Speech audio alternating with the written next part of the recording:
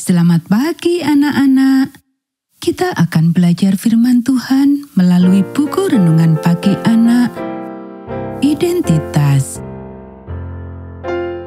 Hari ini tanggal 4 Agustus, judul renungan kita, Samudra yang Dalam, Samudra yang Luas. Mari kita awali dengan doa. Bapa di surga, kami akan belajar firman Tuhan. Tolong kami supaya kami dapat memahami firman Tuhan. Dalam nama Tuhan Yesus kami berdoa. Amin. Anak-anak, ayat inti renungan pagi kita hari ini diambil dari kitab Wahyu pasal 11 ayat 18.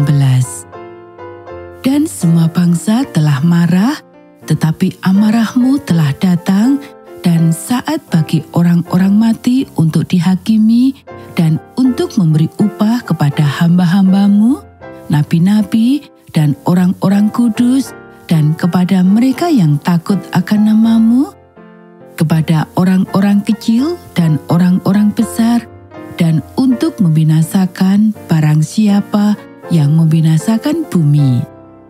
Hancurkanlah para perusak bumi. Ayat tersebut mengejutkan sebagian orang. Mereka tidak tahu bahwa ayat itu ada di sana. Mereka percaya bahwa satu-satunya pekerjaan orang Kristen yang diberikan Tuhan adalah untuk mengubah pikiran orang, mengajar mereka untuk percaya kepada Tuhan, dan bekerja untuk membantu mereka bergantung kepadanya, untuk kemudian mengubah hati mereka. Lagi pula, seluruh dunia akan segera dihancurkan oleh api, jadi buang-buang waktu saja untuk mengkhawatirkan hal-hal seperti perubahan iklim dan daftar spesies yang terancam punah, bukan? Namun pada kenyataannya, cara hidup yang Allah tetapkan bagi bangsa Israel memiliki sejumlah instruksi yang mengejutkan untuk merawat bumi. Misalnya, setiap 7 tahun sekali, tanah itu mendapat 1 tahun penuh untuk beristirahat sebagai hari Sabat, dan setiap 50 tahun sekali juga mendapat 1 tahun lagi. Ketika bangsa Israel pergi ke pembuangan di Babel, salah satu alasan yang Tuhan berikan adalah karena tanah itu telah melewatkan Sabatnya selama beberapa generasi, dan sekarang akan mendapatkan waktu 70 tahun penuh untuk menebusnya. Kita bisa lihat di kitab 2 Tawarikh pasal 36 ayat 21 dan lainnya. Allah telah memperhatikan planet ini sejak saat penciptaannya melalui firman-Nya dan dinyatakan baik. Ayat terakhir kita dari Yesaya pasal 11 ayat 9 berbicara tentang suatu masa ketika seluruh bumi akan penuh dengan pengenalan akan Allah yang hidup, pengenalan yang hidup akan Allah yang sedalam samudra, seluas samudra. Saya sangat menyukai terjemahan itu. Saat ini yang kita hadapi adalah bencana sedalam samudra, seluas samudra.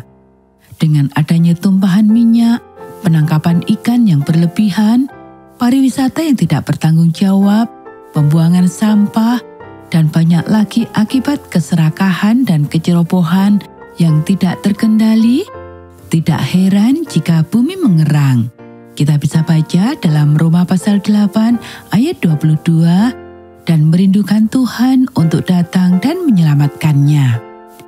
Anak-anak, jika kita memiliki lidah malaikat dan memberikan semua uang kita kepada orang miskin, membayar persepuluhan dan memelihara hari Sabat, tetapi masih mengabaikan dan menghancurkan bumi, di pihak manakah kita sebenarnya ketika Dia datang?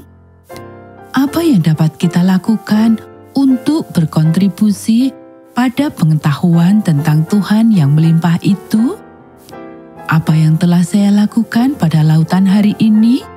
Hanya 1 hari ini saja, apakah saya tahu? Apakah saya peduli? Anak-anak, demikianlah renungan pagi kita hari ini. Mari kita akhiri dengan doa.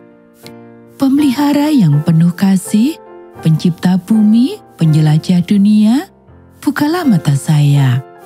Tunjukkanlah kepada saya bahwa ketika Engkau memberikan bumi ini dan hari Sabat untuk merayakannya, Engkau telah memikirkan semua kebutuhannya dan juga kebutuhan saya.